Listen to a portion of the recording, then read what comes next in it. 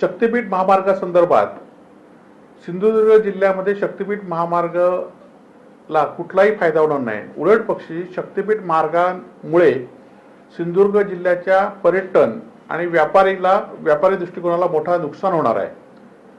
शक्तीपीठाची घोषणा माननीय मुख्यमंत्र्यांनी केली आणि त्याला शेतकऱ्यांचा विरोध आहे, हा भाग एक आहे। परंतु दुसऱ्या भागामध्ये शक्तीपीठ महामार्गाचा नवीन जो नकाशा आलाय त्या नकाशामध्ये शक्तीपीठ मार्ग राधानगरीपर्यंत आलेला आहे आणि राधानगरी मार्गे तो पात्रादेवीपर्यंत शक्तीपीठ मार्ग पोहोचणार आहे।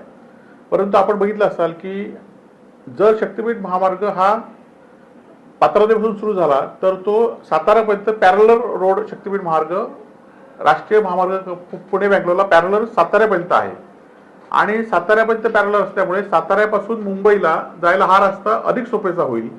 त्यामुळे भविष्यात आम्हाला भीती आहे की मुंबई गोवा मार्गे जे जाणारे लोक आहेत किंवा मुंबई मार्गे किंवा गोवा मार्गे पर्यटनाच्या सिंधुदुर्गात येणारे लोक आहेत, हे सिंधुदुर्ग जिल्ह्यात न येता पात्रादेवी मार्गे डायरेक्ट एक तर साताऱ्याला जाऊ शकतात किंवा मुंबईवर येणारे लोक हे डायरेक्ट पात्रादेवीमध्ये येऊ शकतात आणि त्यामुळे व्यापारी दृष्ट्या या महामार्गाचं सिंधुदुर्ग जिल्ह्यात मोठं नुकसान होणार आहे।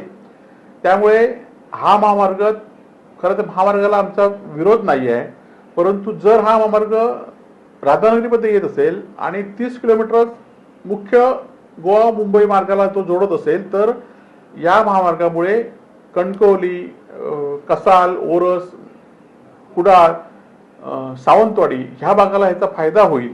मालवण वेंगुर्ल्यातले पर्यटक या शक्तीपीठ महामार्गामुळे जिल्ह्यातच राहतील। परंतु जर असा महामार्ग झाला तर मात्र गोव्याला येणारे पर्यटक हे डायरेक्ट गोव्याला जातील आणि सिंधुदुर्ग जिल्ह्यातील जसं आता आपण बघितलं असाल की अखेर सावंतवाडी शहर बाजूला पडलं मुंबई गोवा मार्गामुळे, तसंच भविष्यात शक्तीपीठ महामार्ग झाला तर भविष्यात आम्हाला भीती आहे की शक्तीपीठ महामार्ग झाला तर कुडाळ, कणकवली, कसाल वगैरे ही जी महामार्गाची शहरं आहेत ती बाजूला पडतील।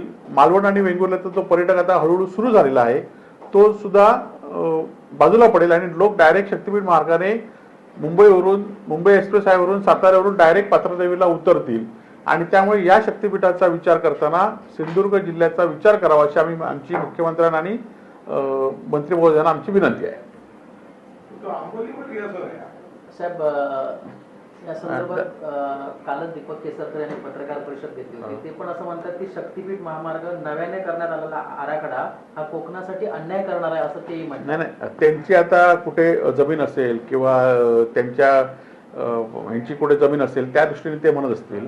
त्यामुळे त्यांच्या विरोधाला कारण गेल्या महामार्ग आणि आताच्या महामार्गामध्ये आंबोलीमध्ये काय मोठा फरक नाहीये, पण राधानगरीपर्यंत तो महामार्ग आलाय हा मोठा फरक आहे। चंदगड वगैरे काही गावं वगळलेली आहेत।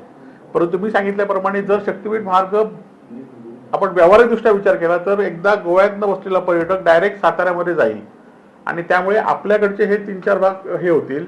म्हणून शक्तीपीठ महामार्गाचा शिवसेना आमचा विरोध आहे, परंतु व्यापारी महासंघाने सिंधुदुर्ग जिल्ह्यातल्या पर्यटन व्यावसायिकांनी ह्याचा विचार करावा आणि त्यांनी जर विचार केला त्यांना जर विरोध असेल तर आमचा शिवसेना या संदर्भात रस्त्यावर उतरेल।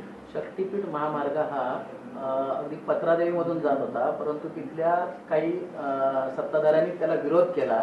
हा विरोध केल्यानंतर ते काम बंद झालं। त्यानंतर पालकमंत्री असं म्हणतात की अजूनही आम्ही तो ठरवलेला नाही आहे, त्यानंतर आम्ही ग्रामस्थांची चर्चा करून तो प्लॅन नाही, खरं तर आपण बघितलं असाल की शक्तीपीठ महामार्ग याचा सिंधुदुर्ग जिल्ह्यासाठी नेमका फायदा काय आहे ह्याचं खरं तर पालकमंत्री किंवा सत्ताधारी मंत्र्यांनी ह्याचा किंवा सत्ताधारी जे खासदार आहेत, आमदार आहेत किंवा हे तरी शक्तीपीठ महामार्गाचा सिंधुदुर्ग जिल्ह्याला व्यापारी दृष्ट्या आणि पर्यटन दृष्ट्या काय फायदा आहे याचा पहिला खुलासा करावा आणि नंतर त्यांनी या संदर्भात भूमिका जाहीर करावी।